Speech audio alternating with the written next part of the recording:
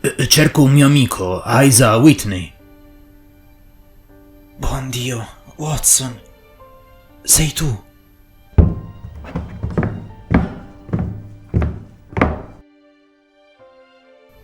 Isa, tua moglie è venuta da me, disperata. Sono 3 giorni che manchi da casa.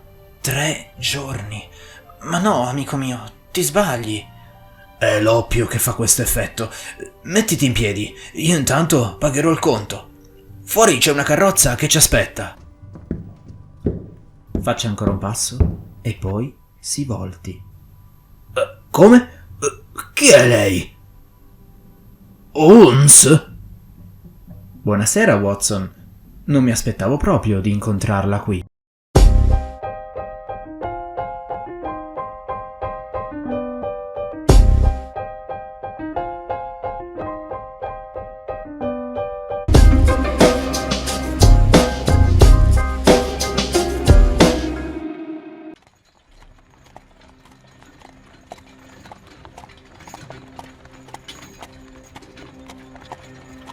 Holmes, esigo una spiegazione. Che diamine ci faceva lei in un covo di canaglie come quello? Ha per caso ripreso le sue vecchie abitudini? Mi trovavo lì per lavoro. Oh, questo cambia tutto. Mi racconti? Ho appena il tempo di esporle i fatti, prima che arriviamo a casa della mia cliente. Vede, l'altro giorno si è presentata a Baker Street la signora Sinclair, denunciando la scomparsa del marito. Che fa, Watson? Prende appunti? Naturalmente, non voglio perdermi questa storia. Bene. Dunque, il signor Sinclair vive nella periferia della città insieme alla moglie e al figlio e tutti i giorni compie il tragitto fino alla City per andare a lavorare. Un giorno è uscito di casa con la promessa di tornare prima la sera per via del compleanno del figlio con un bel regalo. Mi lasci indovinare, non è più rientrato. Meglio, Watson. Quello stesso giorno la moglie aveva un appuntamento in centro con una sua amica. Rientrando, la signora Sinclair si trovò a passare presso Upper Swandam Lane in cerca di una carrozza. Per un fortuito caso alzò lo sguardo verso l'edificio che ospita la fumeria d'oppio da cui proveniamo. Ed ecco, a una finestra del primo piano, comparve il marito, il signor Sinclair. Costui la guardò, agitò le braccia, poi scomparve nell'oscurità della stanza, tanto in fretta da far pensare di essere stato tirato indietro. Ma è una cosa incredibile! La donna, spaventata, provò ad entrare nel locale, ma le si parò davanti quell'orientale e la cacciò via. La signora Sinclair allora individuò una pattuglia e si fece accompagnare. Quando entrarono nella stanza, tuttavia, non trovarono nulla, a parte uno stralunato storpio di nome Boone, che vive lì. Sia questi che l'orientale giurarono di non aver mai visto il signor Sinclair. La signora Sinclair stava quasi per ricredersi, quando, sul tavolo della stanza, vide un pacchetto regalo. Insospettita, chiese agli agenti di perquisire la stanza. Fu così che trovarono, sotto gli occhi sbalorditi dello storpio dell'orientale, tutti i vestiti del signor Sinclair, tranne il cappotto. Sulla finestra, poi, rinvennero tracce di sangue. Per il resto non c'erano segni di lotta, né altri indizi che potessero fare intuire dove fosse finito l'uomo. Boone, lo storpio, fu perquisito, ma risultò pulito. Mostrò anche una ferita al dito, spiegando che il sangue sulla finestra era il suo. Il locale fu perquisito minuziosamente, ma non fu trovato nulla. Boone è stato portato a Scotland Yard ed è in stato di fermo con l'accusa di rapimento, anche se è probabile che le accuse su di lui cadranno. È passata una settimana e non sono stati trovati altri indizi. Un vero enigma. Ecco perché lei si trovava lì. Esatto, Watson. Stavo indagando per scoprire qualche dettaglio in più, ma è stato un buco nell'acqua. Siamo arrivati. Dove? A casa della signora Sinclair. Ci sono dei particolari che devo chiarire.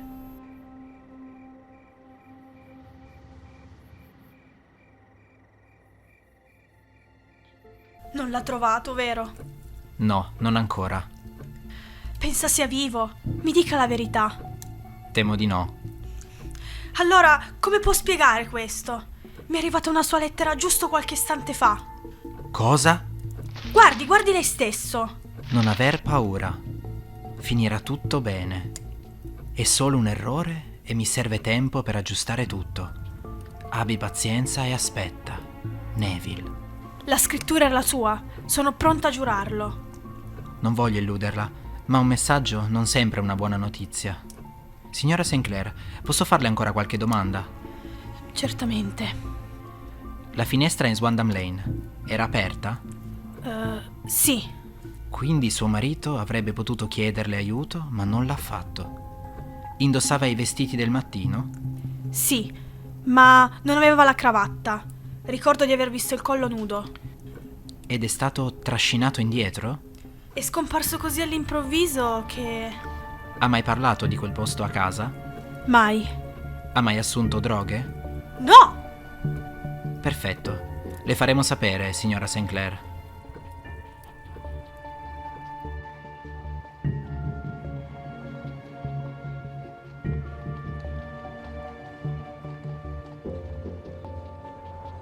Buonasera, Wiggins. Ancora in piedi? È arrivato questo telegramma per lei, signor Holmes. E di Lestrade. Hanno trovato il cappotto del signor Sinclair nel fiume, proprio sotto la finestra macchiata di sangue di Swandam Lane. Le tasche erano piene di spiccioli. Ma, Holmes, che senso avrebbe gettare il cappotto nel fiume? Andiamo di sopra. Devo riempire la pipa e riflettere. Buonanotte, Wiggins.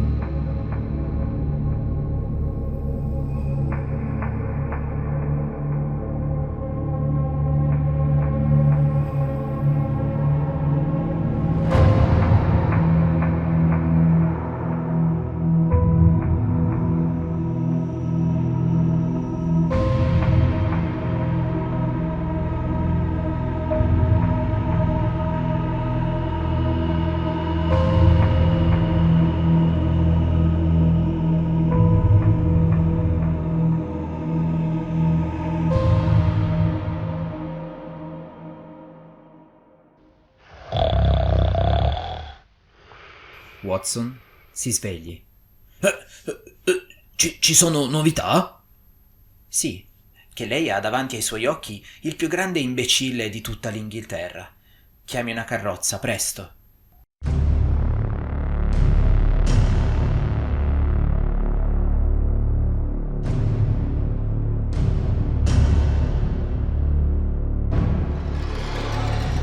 Buonasera, Lestrade. Mr. Holmes, cosa ci fa ancora in piedi a quest'ora? Sono venuto a parlare con Boone, lo storpio. Ma, signor Holmes, sono le 4 del mattino. È ancora qui, vero? Certamente, anche se domani dovremo rilasciarlo. Non ci sono prove per... Posso parlare con lui? Se lo ritiene necessario.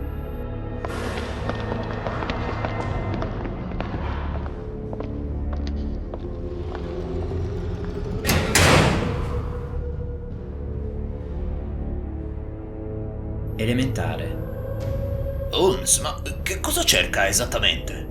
Nulla, l'ho trovato. Chi? Permettetemi di presentarvi il signor Neville Sinclair. Che cosa? Ci racconta tutto o devo smascherarla anche fisicamente, signor Sinclair? No, signore, dirò tutto. Mi tolgo io la maschera.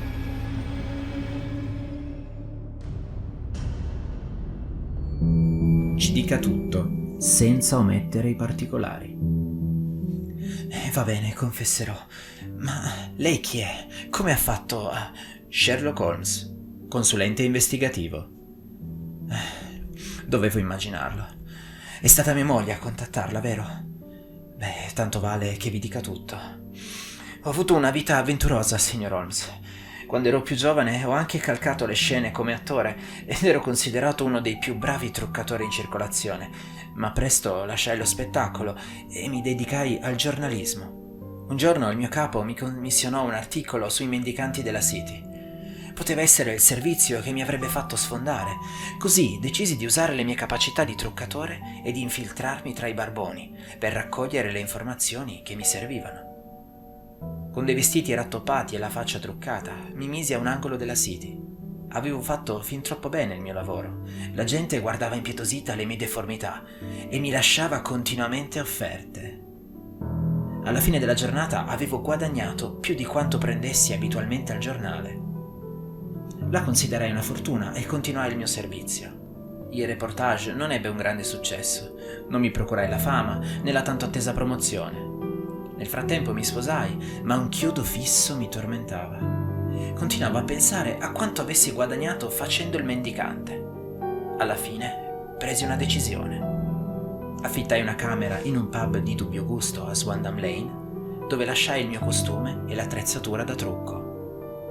Ogni giorno lasciavo casa mia, dicendo che sarei andato a lavorare in centro. In realtà andavo in quella camera, ne uscivo come storpio e poi mi recavo al mio solito angolo a chiedere l'elemosina. Solo una persona era a conoscenza del mio segreto, l'orientale del pub, che lì gestisce anche una fumeria a doppio. Non c'era giorno in cui non guadagnassi più di quanto avessi mai fatto in vita mia. Comprammo una casa più grande, viziai mia moglie con qualche regalo. Andava tutta a gonfie vele finché l'altro giorno sua moglie l'ha vista dalla finestra mentre si stava cambiando, non è vero? Quando ha agitato le braccia, non stava chiedendo aiuto. Sono andato nel panico. Sono scappato di scatto dalla finestra, riaprendo una ferita che mi ero fatto il giorno prima al dito. Dovevo liberarmi dei vestiti. Sapevo che non mi avrebbe mai riconosciuto con questo trucco, ma i miei abiti potevano tradirmi. E non volevo che lei scoprisse da dove venissero i miei guadagni. Perciò prese il cappotto, riempì le tasche con i guadagni della giornata perché facessero peso e lo gettò nel fiume. Proprio così. Stavo per fare la stessa cosa con gli altri abiti quando la polizia fece irruzione nella camera. Ma lei era già truccato, così nessuno la riconobbe. Nemmeno mia moglie. Pensavo fosse tutto risolto, ma il pacchetto regalo mi ha tradito. Ma perché non ha confessato subito? Mi vergognavo. Come potevo dire a mia moglie che i miei guadagni provenivano dalle elemosine? Non avrei sopportato il suo sguardo di pietà. Così ho lasciato che mi arrestassero. Mentre i poliziotti erano distratti, consegnai all'orientale un biglietto scritto in fretta, nel quale cercavo di rassicurare mia moglie. Il biglietto è arrivato solo questa sera. Santo cielo, chissà che settimana avrà passato. Avevo ordinato di tenere d'occhio quell'orientale. Ci avrà messo una vita prima di imbucare quella lettera. Solo una curiosità. Non è mai stato multato per mendicità. Oh, molte volte. Ma cos'era per me una multa? Questa storia deve però finire, signore. Se vuole che rimanga il segreto su tutta la faccenda, devo avere la sua parola che Boone scomparirà per sempre. L'ho giurato coi voti più solenni che un uomo possa fare. Mai più. Tutta questa faccenda mi ha terrorizzato. Non voglio più nemmeno vedere questi vestiti. Holmes, non so come ringraziarla. Sinceramente non riesco a capire come riesca a venire a capo di questi misteri. Questo in particolare l'ho risolto seduto su 5 cuscini a fumare un'oncia di tabacco. Credo, Watson, che se tornassimo subito a Baker Street arriveremo giusto in tempo per la colazione.